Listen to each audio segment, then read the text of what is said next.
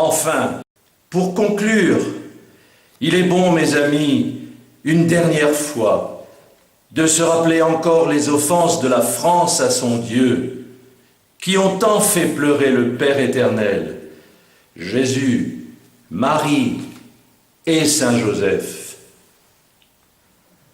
Nous ne citerons bien sûr que quelques dates pour réveiller une mémoire enfouie et un peu oubliée.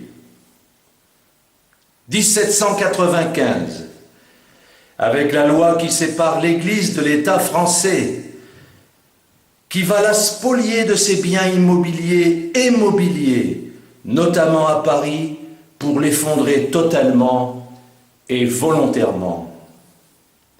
1832, en Corse, qui était consacrée à la Vierge Marie, qu'elle avait pris pour reine, puisqu'elle l'avait libérée de l'emprise des Génois en 1732.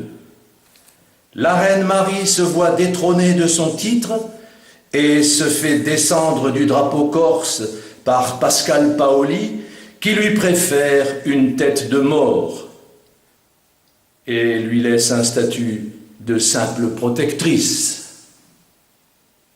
1880, le président Jules Ferry ordonne par décret la dispersion de tous les jésuites et investit par la force publique 261 couvents en expulsant 5643 religieux. En outre, il fait supprimer tous les crucifix et toute instruction religieuse dans les écoles publiques. 1902, la loi des inventaires des biens du clergé permet à l'État français le pillage de ses monastères et de ses séminaires.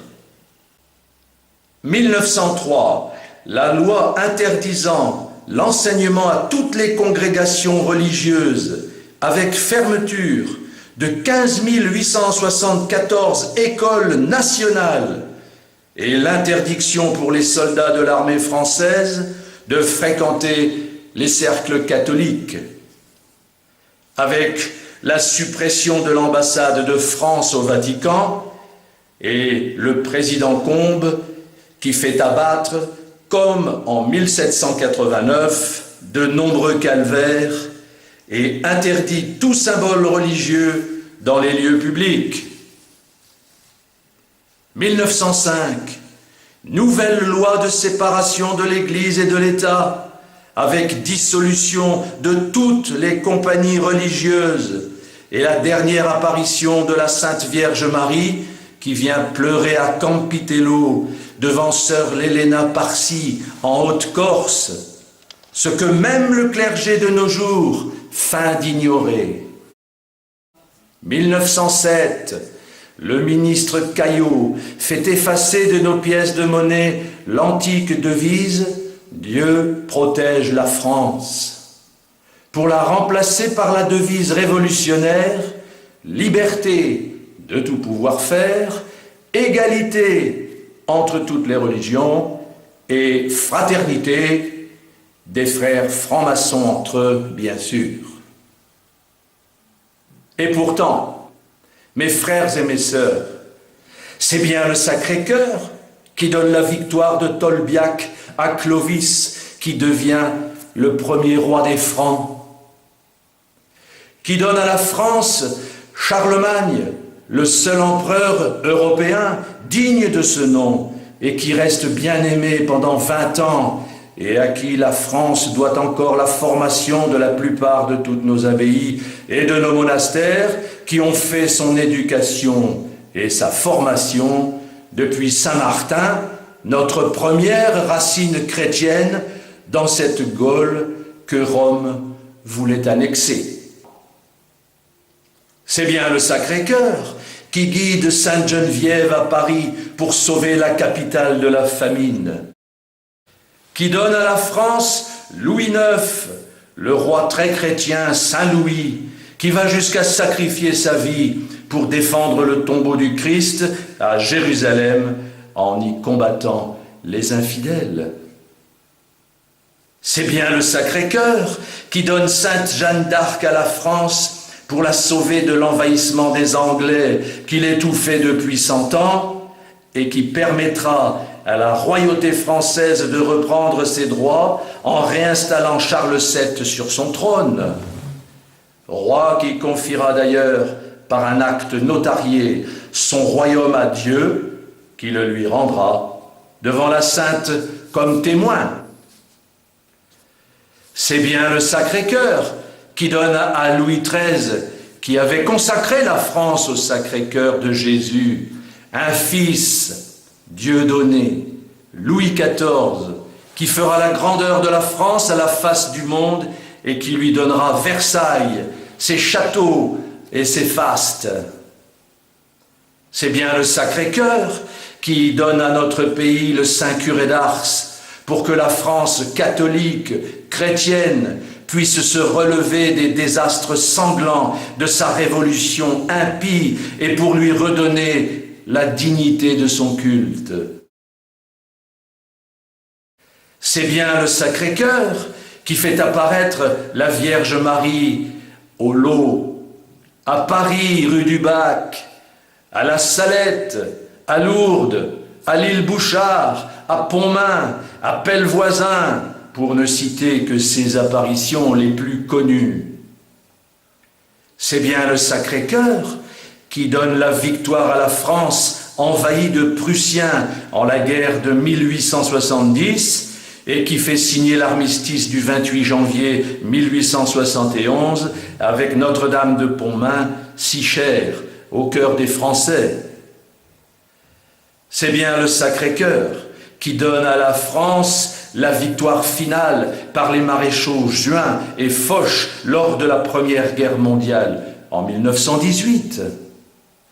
C'est toujours le Sacré-Cœur qui donne à la France sa libération en commençant par la Corse, terre vaticane, le 8 septembre 1944, fête de la naissance de Marie, qui devient jour de fête de cette île si privilégiée et si chère aux yeux de Dieu. C'est bien le Sacré-Cœur qui donne à la petite sœur Olive du Christ-Roi la force d'aller négocier la construction de la basilique du Christ-Roi en 1956 sur la montagne Sainte-Geneviève à Paris, que s'empressera de détruire en 1977 le président Giscard d'Estaing, dirigé par la franc-maçonnerie. Et on veut nous faire croire que les racines de la France ne sont pas chrétiennes, qu'elles sont autant musulmanes que chrétiennes, comme le disait bien malheureusement le président Chirac. Et on voudrait nous faire croire qu'il faut suivre tous ces présidents de la République, de François Mitterrand à François Hollande, avec leurs acolytes premiers ministres, qui renient devant le public leur baptême chrétien, leur confirmation et leur communion, mais pire que tout, ont renié le baptême de la France en laissant s'installer au travers d'une culture de mort les lois iniques, abominables, notamment sur l'avortement, l'euthanasie et les mariages homosexuels, etc., etc. Mes amis, les 5 républiques de la France maçonnique représentent bien les 5 plaies du Seigneur qui a toujours souhaité une monarchie de droit divin pour son pays choisi depuis toute éternité, après Israël, et terre de prédilection, sa France bien-aimée. La Corse est aux yeux de Dieu la terre privilégiée où a eu lieu la première création et où aura lieu la nouvelle création. C'est la victoire du cœur immaculé de Marie, prévue déjà en 1917 à Fatima, qui arrive par la Corse avec le second avènement de Jésus, si imminent. Il faut le savoir, et surtout le faire savoir aujourd'hui. Et on voudrait nous faire croire que les 5 valeurs que soutient la petite famille royale d'Ave Maria ne sont pas d'actualité, qu'elles ne sont pas souhaitées par Dieu le Père éternel pour son Église bien-aimée, Église chrétienne, catholique, apostolique, romaine. On voudrait nous faire croire qu'ils ne méritent pas cet attachement de la France et des Français aux 5 blancheurs qui sont les lumières de notre religion, la plus difficile, bien sûr, mais aussi la plus belle, et qui sera le phare de toutes les nations. Et on voudrait nous faire croire que Jésus ne peut pas revenir demain comme roi de France, prince de la paix et maître des nations. Non. Nous disons non, non et non.